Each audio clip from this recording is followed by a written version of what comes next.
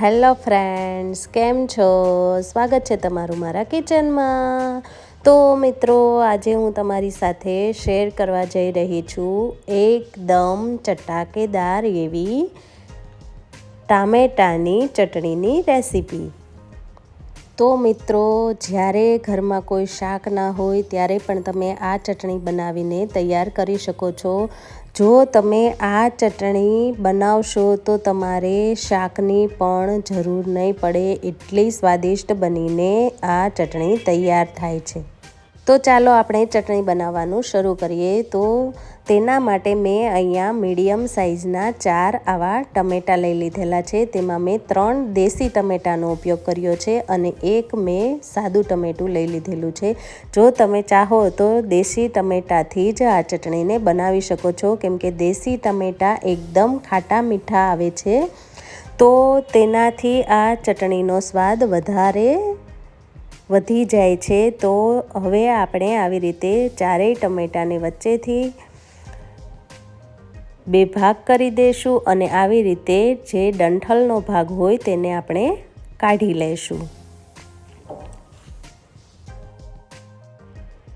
તો મિત્રો, હવે આપણે અહીંયા એક કઢાઈને ગેસ ઉપર રાખી દઈશું અને ગેસની ફ્લેમ આપણે સ્લો રાખીશું. અને હવે આપણે બધા ટમેટાને આવી રીતે ઊંધી સાઈડ કઢાઈમાં ગોઠવી દઈશું. તમે જે રીતે વિડીયોમાં જોઈ રહ્યા છો તેવી જ રીતે આપણે બધા ટામેટાને આવી રીતે ઊંધી સાઈડ કઢાઈમાં ગોઠવી દેવાના છે. અને હવે આપણે ઉપરથી તેમાં 2 થી 3 ચમચી જેટલું તેલ ઉમેરીશું. તમે સિંગ તેલ પણ ઉમેરી શકો છો. મેં અહીંયા સિંગ તેલનો જ ઉપયોગ કર્યો છે. અને હવે આપણે 8 થી 10 કળી લસણની પણ આવી રીતે ગોઠવી દઈશું.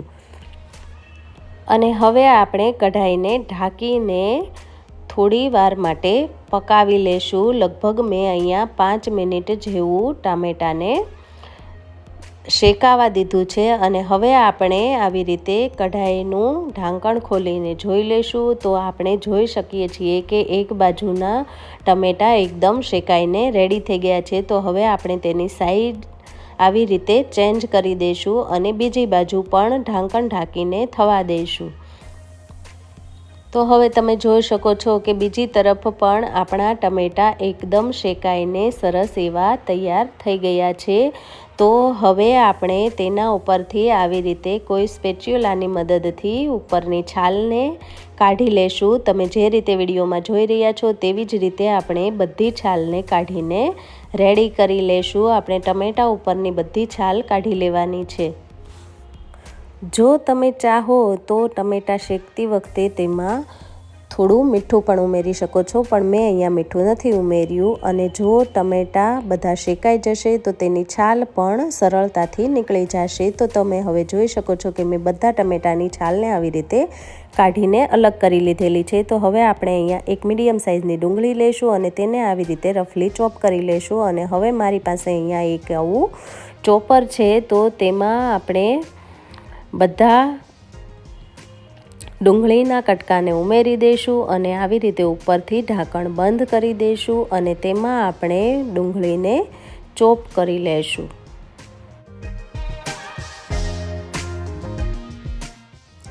તો હવે તમે જોઈ શકો છો કે આપણી ડુંગળી આવી રીતે સરસ એવી ચોપ થઈ ગઈ છે. તો હવે આપણે તેમાં અડધી વાટકી જેટલા કોથમીરના પાન ઉમેરી દઈશું અને ફરી પાછું આપણે ઢાંકણ બંધ કરીને તેને આવી રીતે ચોપ કરી લઈશું.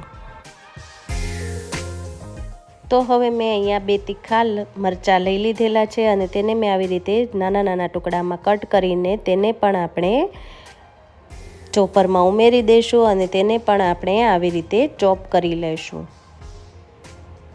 તો હવે તમે જોઈ શકો છો કે આપણા મરચાં, કોથમીરના પાન અને ડુંગળી સરસ એવા ચોપ થઈ ગયેલા છે. તો હવે આપણે જે ટામેટાને શેકીને રાખેલા હતા તે ટામેટાં અને લસણની કળીઓ પણ આપણે આ ચોપરમાં ઉમેરી દઈશું. તો હવે આપણે તેમાં મસાલા કરીશું. તો સ્વાદ પ્રમાણે મીઠું ઉમેરીશું અને અહીંયા મેં નાની 1.5 ચમચી જેટલું ધાણા જીરું પાવડર ઉમેર્યું છે અને મેં 1 નાની ચમચી જેટલું અહીંયા કાશ્મીરી લાલ મરચું ઉમેર્યું છે. તમે ચાહો તો તમે તીખું લાલ મરચું પણ ઉમેરી શકો છો. અને હવે આપણે ફરી પાછું ઢાંકણ બંધ કરીને બધું ચોપરમાં ચોપ કરી લેશું.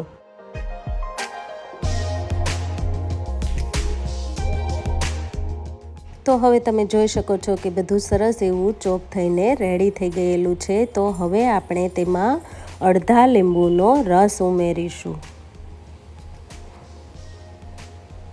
અને ફરી પાછું તેમાં આવી રીતે ચોપ કરી લેશું. તો તમે જોઈ શકો છો કે આપણી સરસ એવી ચટણી બનીને તૈયાર થઈ ગઈ છે. તો હવે આપણે તેને આવી રીતે એક સર્વિંગ બાઉલમાં કાઢી લેશું.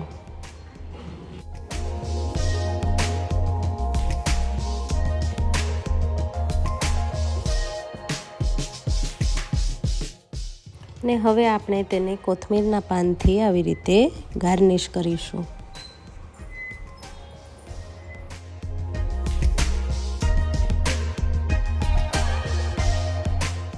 તો તૈયાર છે આપણી ટેસ્ટી અને સ્વાદિષ્ટ એવી ચટાકેદાર ટામેટાની ચટણી. તો મિત્રો એકવાર આ ચટણી જરૂરથી ટ્રાય કરજો. તમને શાકની પણ જરૂર નહીં પડે એટલી સ્વાદિષ્ટ આ ચટણી બનીને તૈયાર થાય છે. જો તમને મારો વિડીયો ગમ્યો હોય તો મારા વિડીયોને લાઈક અને શેર કરવાનું ભૂલતા નહીં. અને જો હજુ સુધી તમે મારી ચેનલને સબસ્ક્રાઈબ નથી કરી તો મારી ચેનલને સબસ્ક્રાઈબ કરવાનું પણ ભૂલતા નહીં. તો ફરી મળીએ નવી રેસીપી સાથે. ત્યાં સુધી આવજો. Bye bye.